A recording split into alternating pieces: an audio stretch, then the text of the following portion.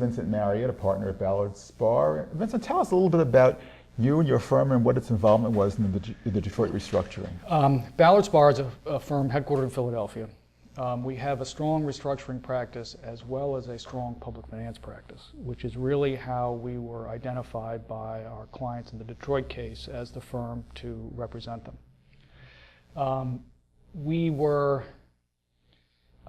The particular debt instrument held by our clients was something called certificates of participation. But what it really represented was transactions from 2005 and 2006 where the city of Detroit refinanced some of its then unfunded pension liabilities. And are these certificates unique to Detroit or other municipalities doing There are other municipalities that do these certificates of participation, both with respect to pension debt and with respect to other kinds of situations, sometimes with respect to, for example, municipal leases. So they take various forms. I mean, from a 30,000-foot level, what we were was a capital markets creditor in the Detroit bankruptcy case. So tell us what the takeaways are from there. What do you think is applicable from this to everybody else? Well, I think one of the interesting things that Chapter 9 has revealed to capital markets players in municipal debt is that some of the market expectations that form the basis for investing in different types of municipal debt don't get realized in bankruptcy. For example, for as long as there's been municipal debt, general obligation debt has been perceived as the safest municipal debt to hold. I mean, it was full faith and credit of the municipalities.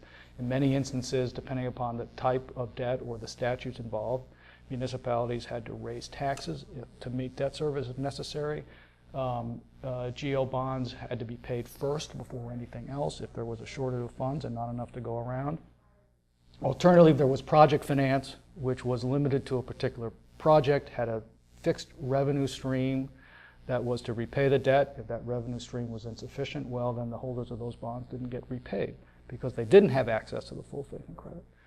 You get into bankruptcy and all of a sudden these GO bonds, notwithstanding full faith and credit and however else people thought of their priority for payment, end up just general unsecured debt and thrown in the pot with everybody else, while the guys with these special revenue pledges continue to receive their revenue stream, which is not interrupted because Chapter 9 specifically provides for those not to be interrupted.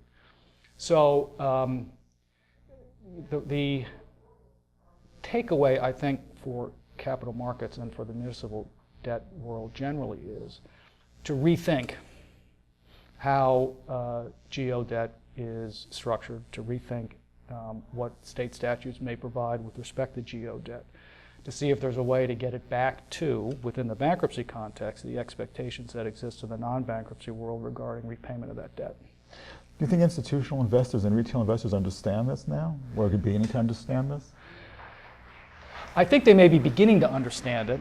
I do know that there is action in legislatures to address this problem.